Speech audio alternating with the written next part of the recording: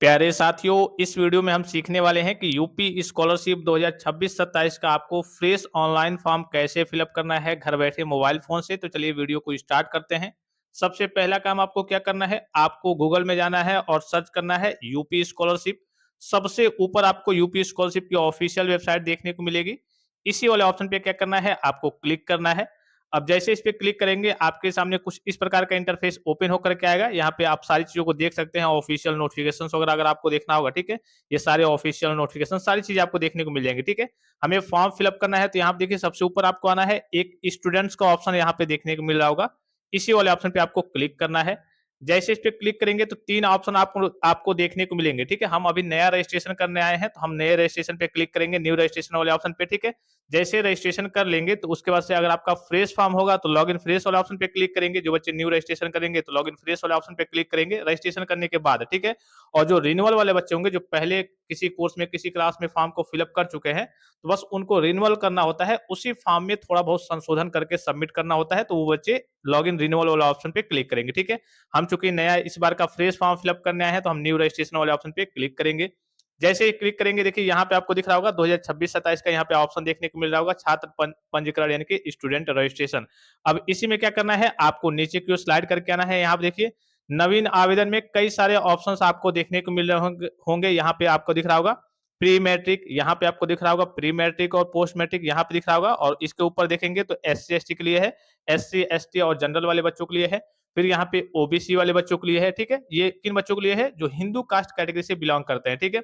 और यहाँ पे दिख रहा होगा, यहाँ पे अल्पसंख्यक कल्याण विभाग, इसमें क्या है, माइनॉरिटी, जिसमें आपके मुस्लिम, सिख, ईसाई, बौद्ध, जैन तथा पारसी। अर्थात सीधे कहने का मतलब है कि अगर आप मुस्लिम, सिख, ईसाई, बौद्ध, जैन तथा पारसी कास्ट कैटेगरी के स्टूडेंट्स हैं, तो आपको इस वाले सेक्शन में आना है, ठीक है? ये वाला सेक्शन आपके लिए है। जो बच्चे के लिए कि हिंदू कास्ट कैटेगरी से बिलोंग करते हैं और OBC से हैं, तो आपको इस वाले सेक्शन में आना है। जो बच्चे हिंदू कास्ट कैटेगरी से बिलोंग करते हैं और SC ST या फिर जनरल कास्ट कैटेगरी से हैं, तो आपको इस वाले ऑप्शन में आना है, ठीक है? इतनी चीजों को समझ गए। फिर उसके बाद से यहाँ पे 2 ऑप्शन आपको दिख रहे होंगे। एक आपको दिख रहा होगा प्री मैट्रिक फ्रेश, ठीक है? एक आपको दिख रहा होगा post matric intermediate. Pre matric मतलब क्या होता है? जो बच्चे कक्षा 9-10 में फ्रेश फॉर्म फिलअप करना चाहते हैं, वो यहाँ पे क्लिक करेंगे अगर आप SC ST जनरल से हैं तो। अगर आप OBC से हैं तो आप यहाँ पे क्लिक करेंगे 9-10 के बच्चों के लिए। अगर आप माइनॉरिटी से हैं, मुस्लिम, सिख, ईसाई, बौद्ध, जैन तथा पारसी कास्ट कैटेगरी के स्टूडेंट्स हैं, तो आपको यहाँ पे क्लिक करना है 9-10 का फ्रेश फॉर्म फिलअप करने के लिए, ठीक है? फिर उसके बाद से यहाँ पे आपको दिख रहा होगा 11-12 की बात करें, तो अगर आप SC ST जनरल से हैं, तो अगर 11-12 का फ्रेश फॉर्म फिलअप करना चाहते हैं, तो यहाँ पे क्लिक करेंगे। अगर आप OBC से हैं, तो यहाँ पे क्लिक करेंगे। अगर आप माइनॉरिटी से हैं, तो आपको यहाँ पे क्लिक करना है। और कुछ दिन बाद जाकर के यहाँ पे post matric other than inter के बच्चों का भी ऑप्शन आ जाएगा। जो बच्चे कोई कोर्स करते हैं, जैसे BA, BSc, MA, MSc, BCom, MCom, DLED, ITI, polytechnic, BTech, B.Ed, nursing, BCA, MCA, LLB, तो आपके लिए यहाँ पे ऑप्शन देखने को मिल जाएगा सबके नीचे post matric other than inter करके आ जाएगा, ठीक है? अभी आपकी डेट नहीं आई है, अभी आपका फॉर्म नहीं फिलअप हो रहा है, तो अभी यहाँ पे 9-10 और 11-12 के बच्चों का ऑप्शन आ गया है। अगर आप लेट से इस वीडियो को देख रहे हैं, बाद में देख रहे हैं, तो यहाँ पे आपका नीचे भी ऑप्शन आ गया होगा, तो उस पे आपको क्लिक कर देना है, ठीक है? अगर आप कोई कोर्स करते होंगे, जैसे BA, BSc, MA, MSc, BCom, MCom, DLED, ITI, polytechnic, BTech, B.Ed, nursing, BCA, MCA, LLB, तो यहाँ पे नीचे आपको ऑप्शन देखने को मिल जाएगा, ठीक है? क्योंकि हम यहाँ पे कौन सा फॉर्म फिलअप कर रहे हैं, एक अल्पसंख्यक कल्याण विभाग के बच्चों का फॉर्म फिलअप कर रहे हैं प्री मैट्रिक का। तो हम क्या करेंगे, हम यहाँ पे ये वाला ऑप्शन चूज कर लेंगे। आपका जो भी होगा आपको उस हिसाब से चूज कर लेना है, ठीक है? जैसे इस पे चूज करेंगे, आपके सामने कुछ इस प्रकार का इंटरफेस ओपन होकर के आएगा। यहाँ पे देखिए कुछ इंस्ट्रक्शंस आपको देखने को मिल जाएंगे। जैसे पहला दिख रहा होगा कि रजिस्ट्रेशन फॉर्म छात्र छात्रा द्वारा सही तरीके से भरा जाना चाहिए। और जो भी वहाँ पे बॉक्स का ऑप्शन दिख रहा होगा इस प्रकार से, इसमें क्या करना है, आपको चीजों को, ये कंपलसरी होता है, ऑप्शनल नहीं होता है। इसमें आपको चीजों को भरना होता है सही तरीके से चीजों को, ठीक है?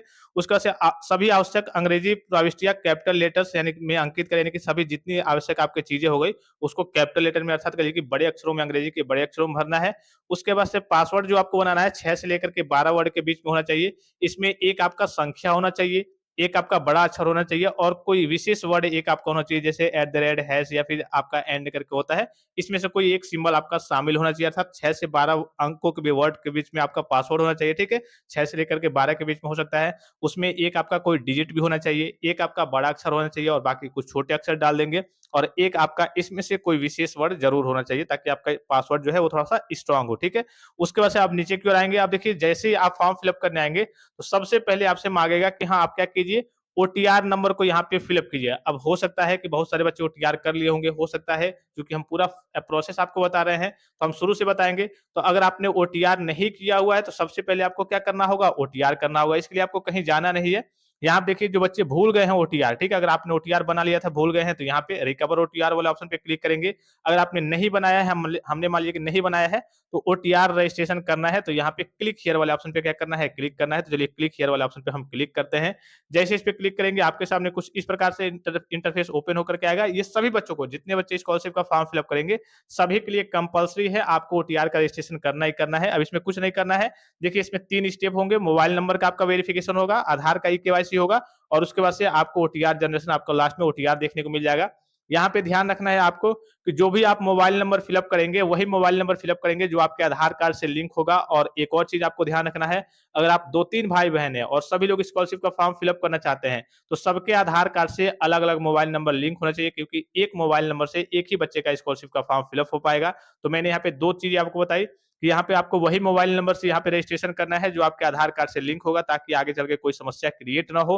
और दूसरी चीज मैंने आपको बताया कि अगर आप 2-3-4 भाई-बहन हैं और सभी लोग स्कॉलरशिप का फॉर्म फिलअप करना चाहते हैं, तो आपके आधार कार्ड से अलग-अलग, सबका अर्थात 4 मोबाइल नंबर अलग-अलग लिंक होना चाहिए। कई बार होता है ना ऐसा कि हाँ, एक ही मोबाइल नंबर से 4-5 भाई-बहन है तो सबका लिंक होता है, तो सबको अलग-अलग कराना होगा, तभी आप स्कॉलरशिप का फॉर्म फिलअप कर पाएँगे। अगर अलग नहीं कराते हैं, तो एक ही कोई बच्चा स्कॉलरशिप का फॉर्म फिलअप कर पाएगा, ठीक है?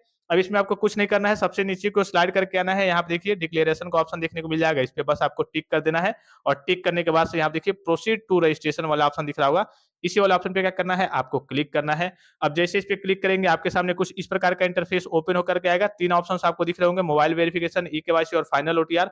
अब इसी में आपको नीचे को स्लाइड करके आना है। यहाँ पे देखिए आपको अपना वर्ग, जाति, समूह यहाँ पे आपको चूज़ करना है। फिर यहाँ पे मोबाइल नंबर फिलअप करना है जो आपका आधार कार्ड से लिंक है।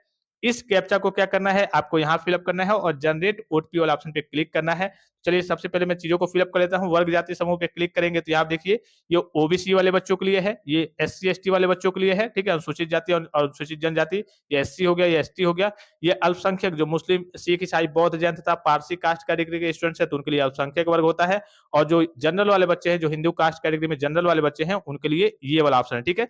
जितने भी मुस्लिम, सिख, ईसाई, बौद्ध, जैन तथा पारसी कास्ट कैटेगरी के स्टूडेंट्स हैं, तो वो क्या करेंगे? यहाँ पे इस वाले ऑप्शन पे क्लिक करेंगे, ठीक है? तो आपका जो भी होगा उसको क्या कर लेना है? आपको सिलेक्ट कर लेना है।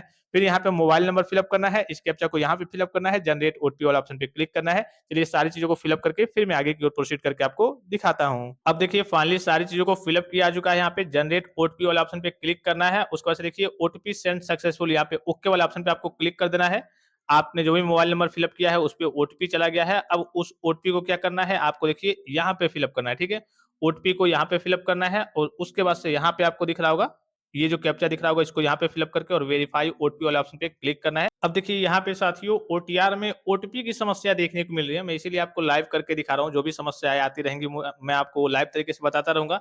अभी फिलहाल की बात करें तो इनका 10-15 मिनट हो गया है और इनके में ओटीपी की समस्या आ रही है। तो अगर आपके में वो ओटीपी की भी समस्या आ रही होगी तो आप कमेंट बॉक्स में कमेंट करके ज़रूर बताएँगे। अब बाकी मैं इनका ट्राई करूँगा मॉर्निंग में, कभी-कभी 3-4 बजे मतलब एकदम मॉर्निंग में ट्राई करने पे उस समय सर्वर एक तरीके से एकदम फ्री रहता है, कोई समस्या क्रिएट नहीं होती है। तो उस समय एक बार मैं ट्राई करूँगा, फिर आपको वीडियो प्रोवाइड करूँगा।